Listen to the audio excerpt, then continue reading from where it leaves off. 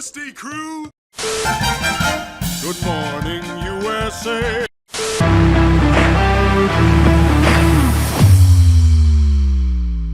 Good morning, sports fans. Cam, this morning we had the big first snowfall in Syracuse. It was, it wasn't too bad. It's kind of a dusting. I did see a couple people slip and fall, and that was always a little bit funny. Yeah. I'm not a bad person, but seeing people slip, when it's you, it's horrible. When it's other people, it's like comedy. No, like I'd say it's messed up, but the amount of times I've laughed at you telling me you've fallen in the snow. That's what I'm saying. It's okay. All right, Cam, little question for you. Power rank these three breakfast foods: okay. French toast, pancake, waffle. In what order do you have them? Oof, that's a tough one. I'm gonna go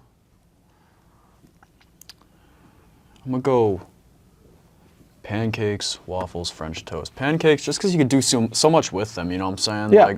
I understand you could do a lot with waffles too, but like pancakes, I don't know, there's just something about them. It's very homey. I like waffles, especially like the ones you make at like those hotels. Oh yeah, the Belgian waffle. Yeah. We've got the cup, and then you put it in, and then it beeps super loudly, and everyone looks at you. Yeah. And they're like, oh, the little fat boy's making another waffle. Yeah. That's exactly what I thought. Yeah. And French toast, I don't know, it's just kind of mid. It looks better than it actually tastes. Okay, well that's hurtful, because I've got French toast, pancake, waffles. Okay. Well, I think French toast is really good. I make good French toast, that's the thing. I bet you do. And one day I'll make you French toast, and we'll have a great time. You know who is really having a good time right now, though? The Texas Rangers. Yeah. Besides the fact that they lost Dallas Garcia and Max Scherzer, too. Yeah, and that's not great. By the end of tonight, so this episode, let's figure out the best way to phrase this. This episode is airing on Saturday at 10 a.m. Yeah. By then, there's a very high chance the Texas Rangers might have already won the World Series. And if that's the case, congratulations. And if it's not the case, do better. But if they have won, hopefully it's in 5 games, which I called on this show last week. I called 6. You did. And, if it's 6, we would just be that good. So let me ask you, are the Texas Rangers winning the World Series? I'd say so. Has there, I'm not much of a baseball fan, but has there ever been a time where a team overcame a 3-1 deficit in the absolutely. finals? Yes. So there's LeBron Jameses in baseball? Yes. There are people who are whiny sons of bitches who leave their teams. Says the one who's a Bucks fan whose superstar has been recently Giannis, listen. You're a Sixers fan. Let's not talk about whiny people leaving the team. Oh, never mind. You're fine then. All right, so, Cam, I think the Rangers are going to win. The Diamondbacks have the potential to power back. I just don't see it happening. I think the Rangers are just that good. Yeah, no. In their game without Scherzer or Garcia yesterday, they powered on for 11 runs. So I think they've got everything they need. They got a lot of momentum on their side. Yeah. You know what I also think has everything we need? What? The combination of you and Chris recapping everything that's happening in the college football world. Yeah. So let's go check that out.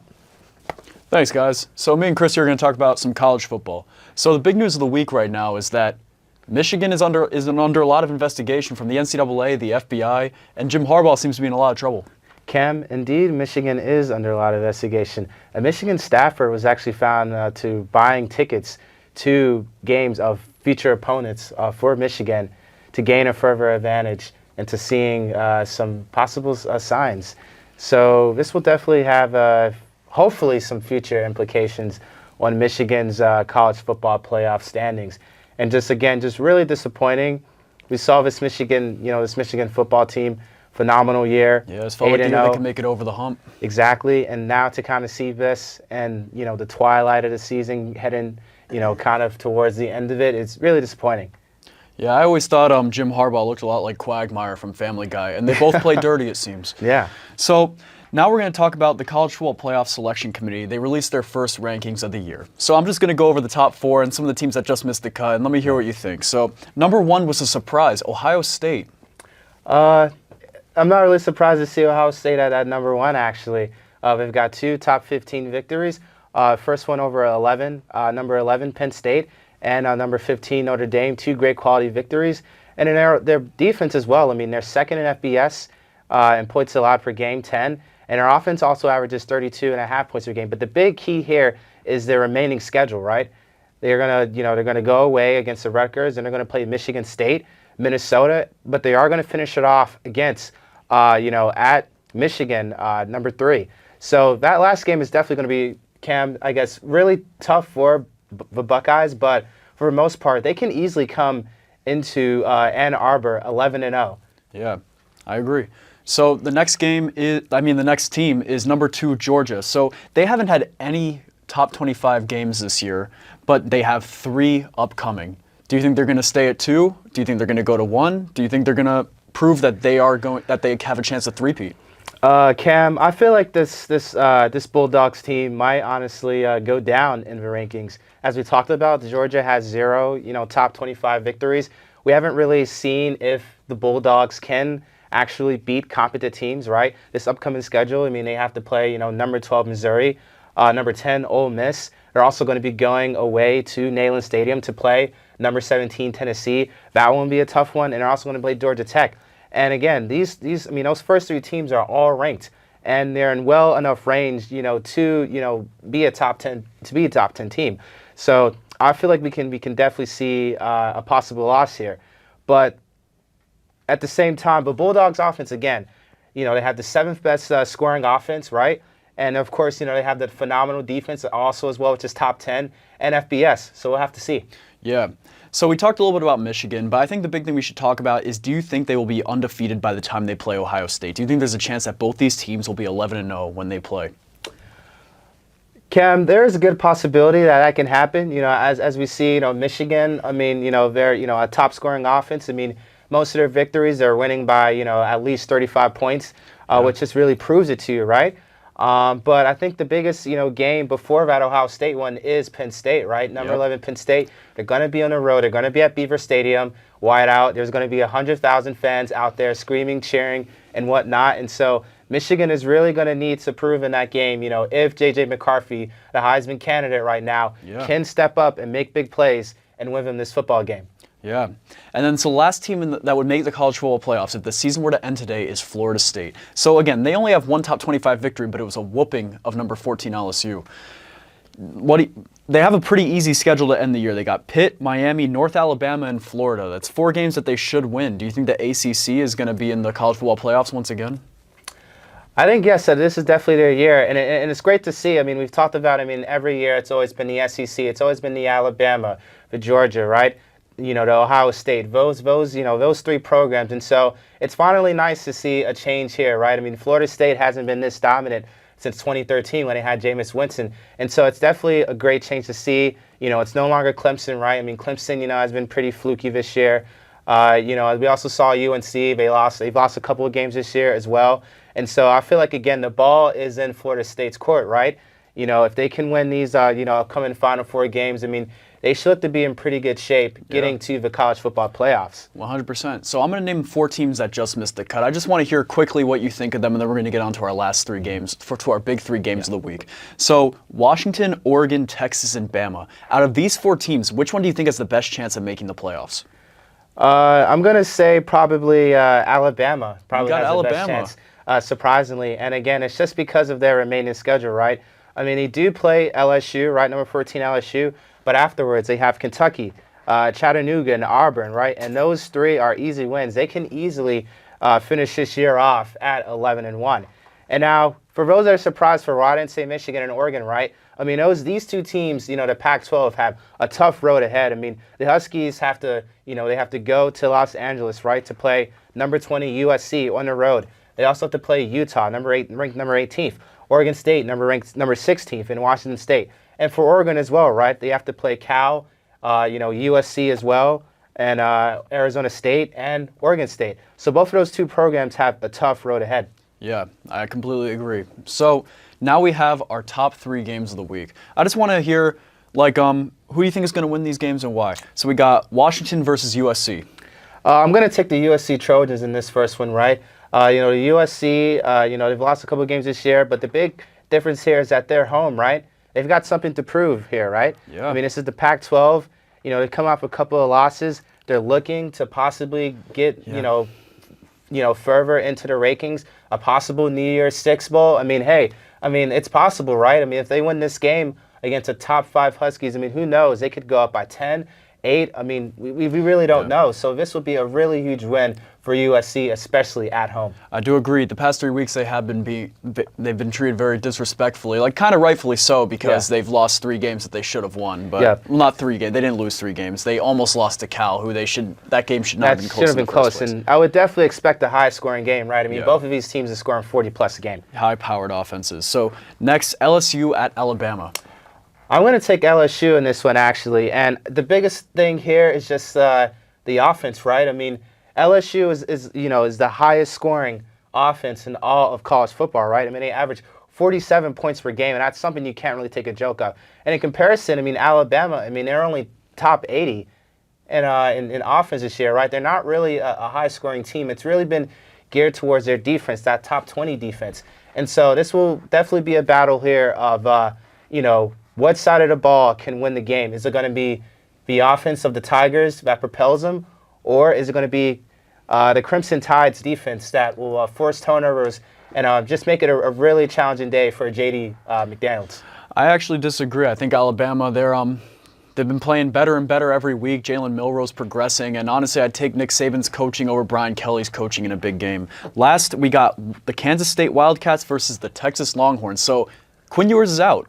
Miles Murphy, I believe his name is. Is that his name? Miles Murphy? Okay, yeah. Miles Murphy's starting for the 2nd week in a row.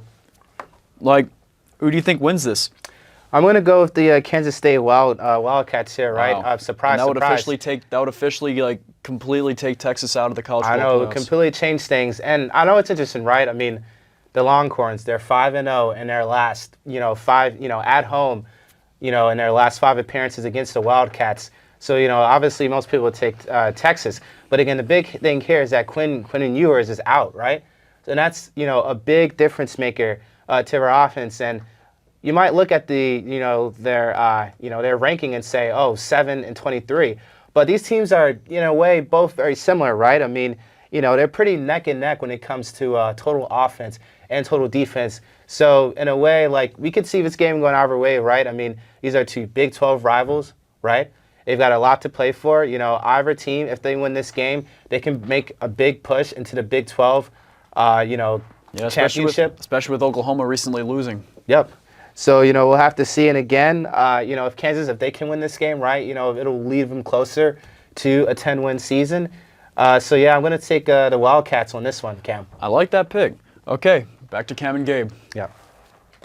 Thanks, Cam. Wow. That guy's really handsome. I agree. You know who's even more handsome, though?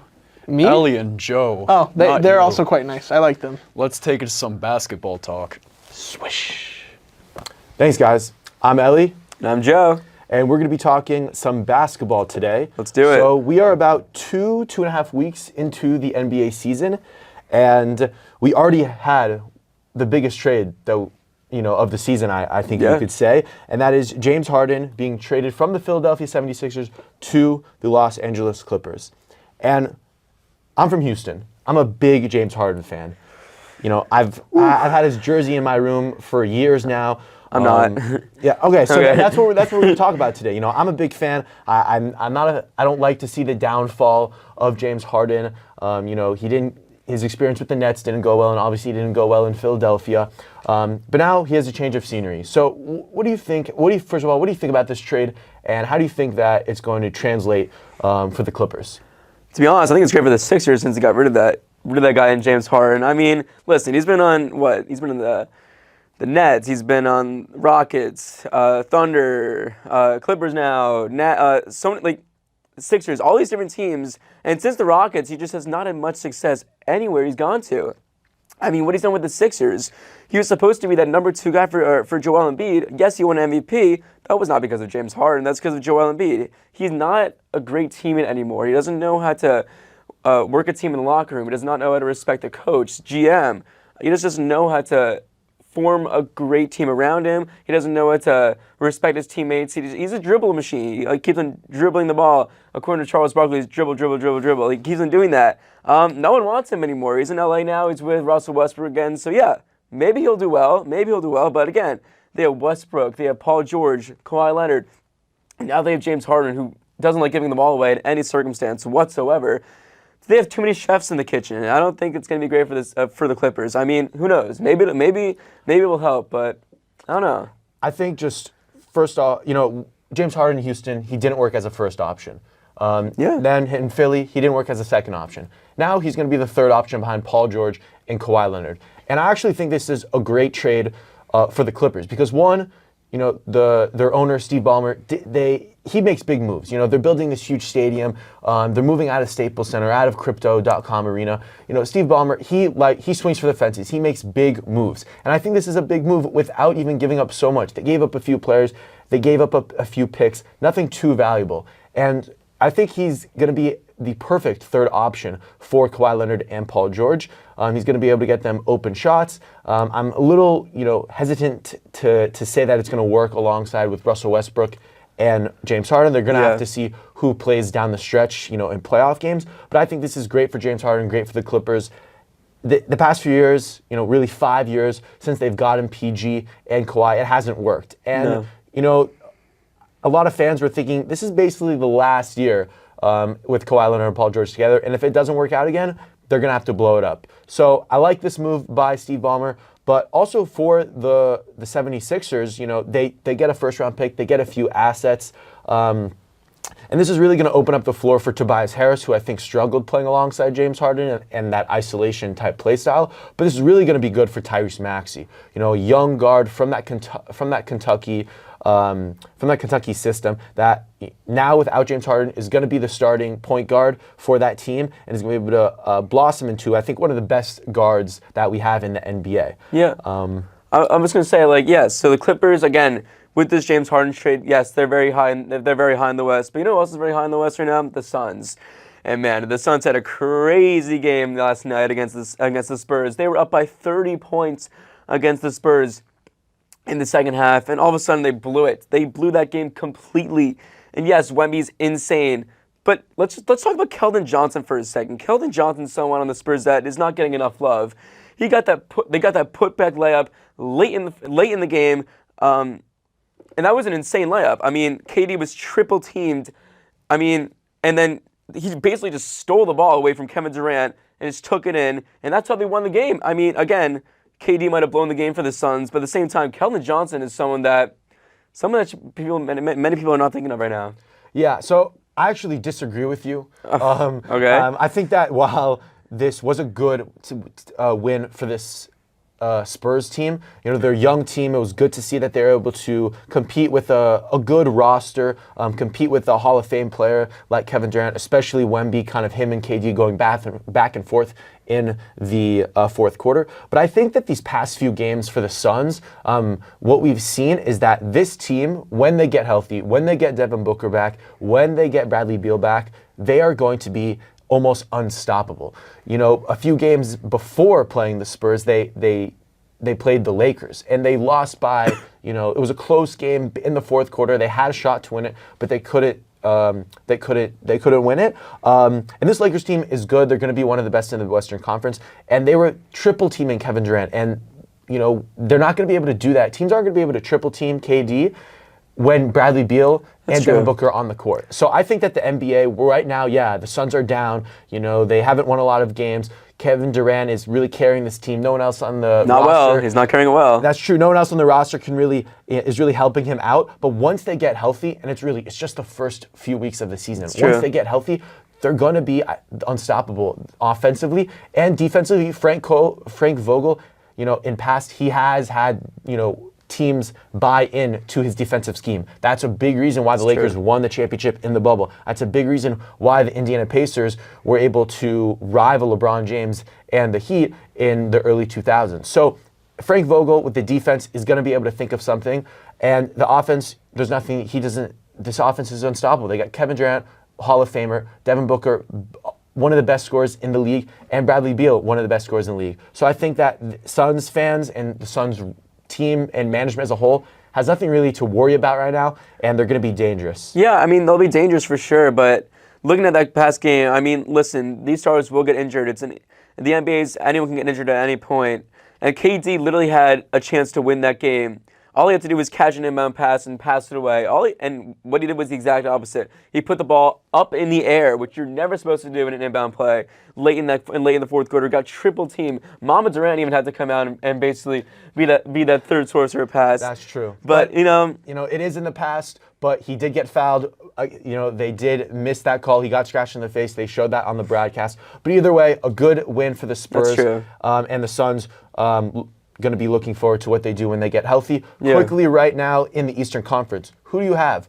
The Bucks with Giannis and Damian Lillard looking like one of the best duos in the league, or the Celtics, who have been unstoppable offensively and defensively to start the season? See, I'm going with the Bucks here. I mean, the Bucks just quickly. I mean, Giannis and Dame looking unstoppable right now. I know they lost a heartbreaker to the Hawks. I mean, Dame only scored like 6 points. That was not a great game at all by Dame.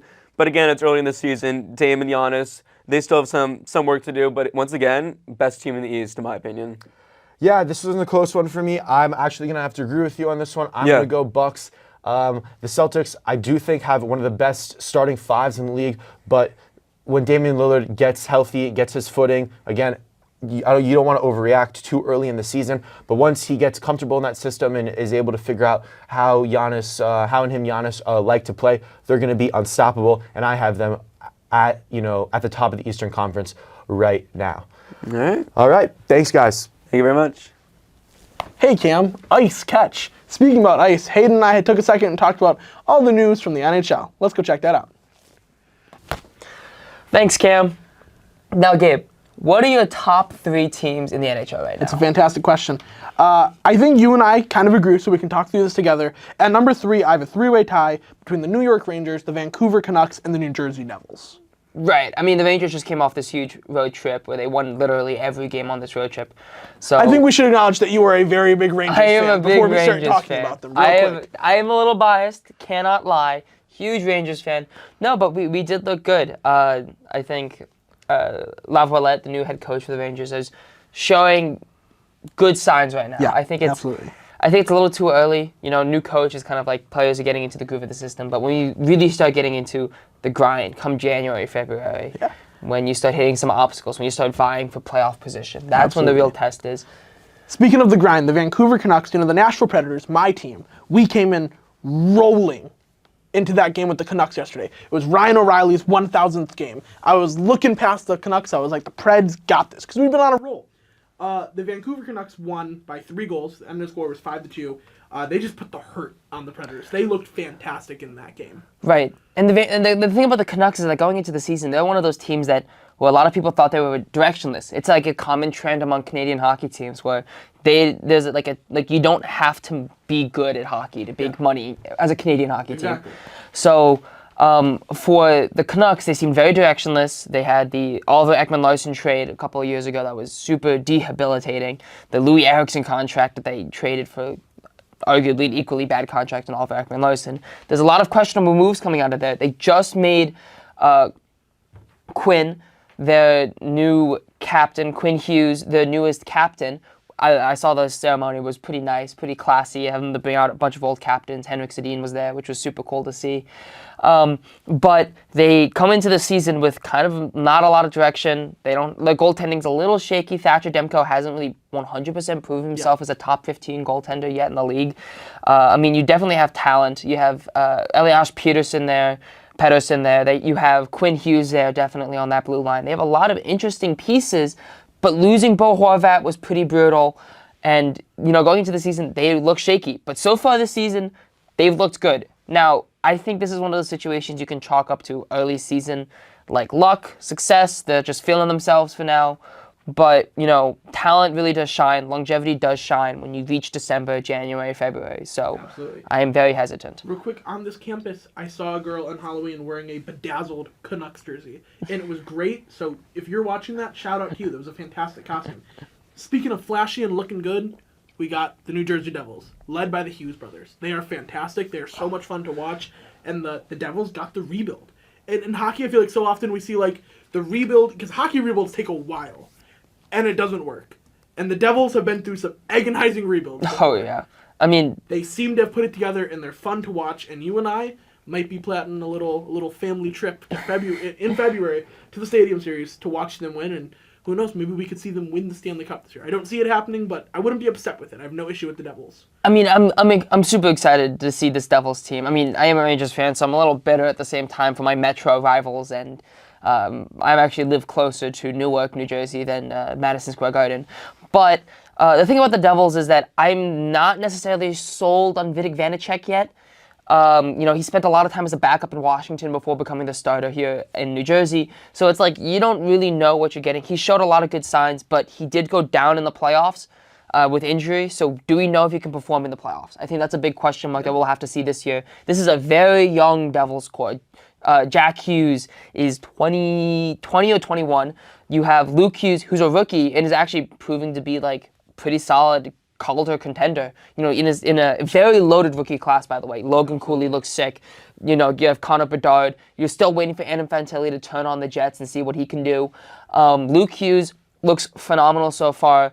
And on a blue line that still needs a little help. They have some pieces on that blue line, but they're still developing. And that forward core is still developing. They're still young. They have some very interesting pieces there, and I'm very interested to see how they prove longevity-wise. I think there'll be... following the aging Capitals and Penguins, I really thought this would be like the end of the Metro dominance in the league. But the Metro, again, is still proving to be the most competitive division in hockey. Absolutely. All right, speaking of competitive, the Boston Bruins. There's not too much we have to say here. They're as good as people thought they would be. I was expecting some sort of decline from them. Doesn't look like it. It just looks like they're a competitive, nasty football team who will... Not football. I am so sorry. Competitive, nasty hockey team who will punch your teeth down your throat. If they saw me make that mistake, I can't guarantee you that I wouldn't be beaten up. I'm going to be honest with you. Right. Going into the season, everyone kind of agreed. It was a consensus. The Bruins got worse. They lost Taylor Hall. Patrice Bergeron retired. They lost two of the centerpieces that have been a member of this core. Maybe not so much Taylor Hall, who was a more recent addition, but definitely a top six winger, former Hart Trophy winner. This guy was a contributor. Now he's going to be a leader over in the Blackhawks. But losing Patrice Bergeron, one of the best two-way players in hockey, and even before he retired, he was still a top 5 two-way player in the league. So losing that kind of talent is devastating. But they still have solid goaltending. They still have, they still have Pasternak. They still have McAvoy. They still have Brad Marchand. So they still have a lot of very good pieces. And if they're able to get the depth to perform, which they have so far, this could be a very intriguing team that looks to be as dominant as last season. Yeah. And then finally, at number 1, the best team in the NHL right now, the Las Vegas Golden Knights. They're as good as they were last year, but they have a little added extra confidence from winning that Stanley Cup. And you can tell, Jack Eichel is playing like a king of the ice. He is, all the talk of, he left the Sabres, he's a bad guy. He kind of said, screw you, I won my ring, now I can do what I want. And he's playing like that. And he's already been like a flashy guy. They've been fantastic. Right. Vegas, at least compared to Boston, they didn't lose as many of major pieces. They lost depth pieces. That's always going to happen after a cup run. They kept most of their core. Marchessault is still there. They have solid goaltending. Aiden Hill has come back. Jack Eichel is playing phenomenally. They still have a lot of their core pieces, their core top 6, their core top 4D, where, Pietrangelo is still, performing. They still have all these big major pieces where this team can still perform at that high level, and they've shown that. As defending Stanley Cup champions, they've shown the ability. They have the winning history now, as much as many fan bases hate to admit. They're still a very competitive team. Yeah. All right. Hayden, thank you so much for your time. I'll take that ball, and we'll throw it back to Cam and I in the studio. Man, that Elie and Joe sure are great, and I wouldn't trade them for anybody else. The NFL did make a couple of trades. Cam, you want to break down some of the big ones for us? Okay, so basically the Commanders, they gave up 2 of their best defensive pieces, and I feel like they're embracing the tank and might try to get either Caleb Williams or Drake May. So they gave up Chase Young to the 49ers for a 3rd-round pick, which the rich get richer, I guess. Exactly, yeah. And then there was a questionable move by the Bears who traded a 2nd-round pick for Montez Sweat, which I just don't think makes much sense because the Bears are in a full tank mode. You shouldn't be trading a 2nd-round pick for a player who's on the last year of his contract when your 2nd-round pick is basically a late first, which they screwed up with last year by trading for Chase Claypool. We all saw how that worked out. What are your thoughts on that? For the 49ers, I think it's fantastic. I also think it helps them with the Trent Williams being gone for a little bit, bolsters up that defense. The Chicago Bears are just truthfully an enigma. Like, I don't know why they asked for DJ Moore in that trade with the Panthers. Like, you do not have the capacity to use an offensive weapon like that right now. I think they are trying to appear like they aren't tanking. That, or Ryan Poles knows he's getting fired, and he's in full middle fingers up. Yeah. If you're going to fire me, I'm going to ruin stuff for you. And the Lovie Smith McCaskies style. are too, exactly. And the McCaskies are too old to realize what's happening. I think, but that's a conspiracy theory. What's the next trade you want to talk about? So one thing I'm going to say is I think there was a good haul by the Commanders, Yeah. getting a second and third round pick at the deadline. Like, they're loading up on day 2 picks, and those day 2 picks are very valuable. Absolutely. So this is a smaller trade, like picks wise, but it's big, has some big circumstances. So Josh Dobbs got traded to the Vikings. Absolutely, and I think Kirk there's some- Cousins is out for the season. Yeah, I think and there's we some need a new QB. fantasy ramifications there. If you're like a quarterback streaming situation, Josh Dobbs, I think, is a respectable fantasy quarterback. And if you have TJ Hawkinson, I think you can expect to see some more play because Josh Dobbs, as we saw, loves throwing to tight ends. And I've got TJ Hawkinson, so that makes me excited. So some other trades. The Packers trade Rasul Douglas to the Bills for a third round pick. So I think it's a good haul for the Packers. Like Yeah. Rasul Douglas, he's someone who you'd think would go for a 4th or 5th round pick because he's a very underrated corner. But it looks like the Bills evaluate the talent pretty well. Yeah, he's a fantastic locker room leader, great veteran, and one of my favorite memories with you, not just in sports, but as one of my best friends. You and I came back from watching Wes Anderson's The French Dispatch, and the Packers were playing the Arizona Cardinals, and I had called that we would lose one game and then win our next 7. And Rasul Douglas stepped up, made the interception, and we beat the Cardinals to go 7-1. Yeah. It's pretty fantastic, and that's a great memory, and I'll always remember that. And then I believe there are 2 trades left from the deadline. I know Donovan Peoples-Jones got traded to the Lions. Yeah, I think it just adds a little bit more weapons. Not having Jameson Williams, I think it can't hurt. I don't know how much production he's really going to add, because it wasn't like there's a crazy amount of receivers in Cleveland. You know what I'm saying? Mm-hmm. So, you kind of wonder, is it Stefanski not using him? I don't know. I mean, it can't hurt the Lions, but it'll be interesting to see what they do. And Ezra Cleveland also got traded to the Jaguars from the Vikings. And There we go. One more trade that wasn't at the deadline, but Leonard Williams getting traded from the Giants to the Seahawks. Yeah. I think it was a good move for both teams. The Seahawks have a chance. Right now they're number 1 in the West for the NFC. So that's big for them, and they just need to bolster up that defense. And Leonard Williams is a good player. I like what the Giants got for him. It was a 2nd-round pick. The Giants need to start racking up picks because nothing's really going well for them right now. So I think they probably should have done a little bit more. And speaking of should have done more, we'll talk about the Raiders a decent amount. Yeah. But do you think the Raiders should have done anything at the deadline instead of just being completely quiet? Devontae is not happy, and I think there's a lot of places you could have put him. I think Josh Jacobs, there's a lot of places you could have sent him. Even like Jimmy G, you know what I'm saying? Like, they decided that they're starting, what's his name? O'Connell. Aiden O'Connell. You could have sent Jimmy G somewhere to like be a backup or something. I think, I don't know if it was the GM. I don't know if he got fired because he didn't do anything at the deadline. I don't know if Mark Davis is just incompetent, or maybe Tom Brady's waiting to take over in football operations. I'm not sure. The Las Vegas Raiders are just confusing. One thing I will say, not a trade. I think it was the Seahawks who picked up Leonard Fournette. I believe it was the Bills. Bills, okay. I think that's a great signing because I think he has a lot of juice left in him, and I've been saying all season how someone should pick him up. The Falcons are deciding to start Taylor Heineke. I think that's fantastic. I think he's much better than Desmond Ridder. And then finally, we were talking about, the pickup the Giants made. Will Leonard Williams, in your opinion, be the first person to play 18 games in one season? Because it is possible. There's a very good chance. Again, like, injuries just happen all the time. People get banged up, especially D linemen. They're getting hit almost every play. So it'd be tough, but that would be very interesting to see. All right, Cam, I got to ask you, what game are you most looking forward to this week in the NFL? You know the answer. Eagles-Cowboys. Yeah. The Eagles are going to make a statement win against those dastardly Cowboys. Dak is going to be exposed, as he is every game.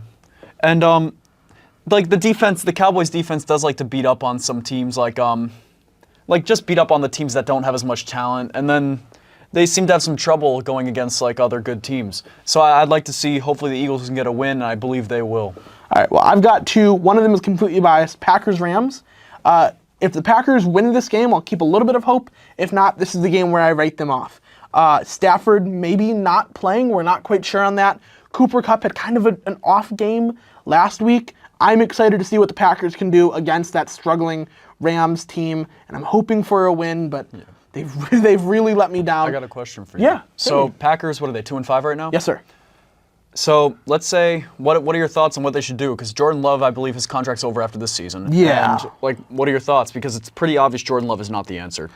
But like, let's say you guys win like another 4 games. That's 6 wins. That's not going to get you a top QB in the draft. Do you think you have to trade for one of those picks? Do you think you need to go to free agency, look for a trade? What are your thoughts? Yeah. So I've been thinking about this a lot. Great question, by the way. Thank you for your astute. You're a great co-host. I think there's 2 things you could do. I think if we like really want to enter a rebuild, and I think the Packers have been wishy-washy my entire life with like committing to a rebuild. I don't think you trade someone like Rasul Douglas away unless we're fully committing to the rebuild. I think if that's going to happen, let's try and get someone like Taylor Heineke, a Josh Dobbs, maybe give him like a 2-year deal. Geno Smith, a player who is respectable and it won't look like you're tanking, but allows you to, there's a reason they only won 2 games this year. If not, we need to be aggressive. If we think that this group of receivers, and I think that's stupid because it's just Matt LaFleur, I think he might be cooked, and I think there's some changes that have to be made, and that starts from the top to the bottom. So we either need to be aggressive or we need to tank, but we have to choose something. We can no longer keep pretending that this is the same team. It just isn't. Yes. So that's my opinion. My other game of the week that I think should be really, really exciting, we got the Seahawks and the Ravens. Yeah, I was a little bit surprised by your Geno Smith slander right there, saying he should be a bridge QB. Geno Smith has looked great this year. Like, I predicted that he would have a bad season because I thought it was just going to be a one-season wonder. The Seahawks, I believe, are 5-2, 6-2. I think right They're the now number 1 team in the NFC West. Yeah, exactly. So, Seahawks-Ravens, and the Ravens just had a statement win over the Lions. No, sorry. They actually did not look great against the Cardinals. They didn't look great against the Cardinals. Part of it probably was like they played people way too late. Yeah. In that Lions game, like Lamar should not have been out there. Yes. And like the middle of the 4th quarter. Personal opinion. So that Cardinals game, also like sometimes just you have weird games. Kicking, like Matt Prater making that onside kick, Al Galore like didn't step up and catch the ball. Just weird stuff like that happens. I'm not like holding it against that Ravens team. I would love to see the Seahawks win this game because they are a fun team to watch play football. Yeah. And when you have a fun team, the NFL is better. I don't want to like be a jerk. This hasn't been the most fun year of NFL football. Part of it is just like really devastating injuries to, like, for example, if the Jets had Aaron Rodgers. Oh, they'd be so good. They'd be so good, and it would have been so much more fun. You know what I'm saying? Like, that Jets-Giants game, Zach Wilson is fun if your mom is in the stands, but like that Jets-Giants game, that was maybe one of the worst games of football I've ever seen. Yeah. So, like, I don't know. I'd like to avoid stuff like that as much as possible. So I think that Seahawks game will be fantastic. Before we go, do you have anything to add, Cam? Nothing really. I'm excited for another great week of the NFL. All right. Thank you guys so much for watching. We'll see you next time. You can cut the recording now. Okay. So what's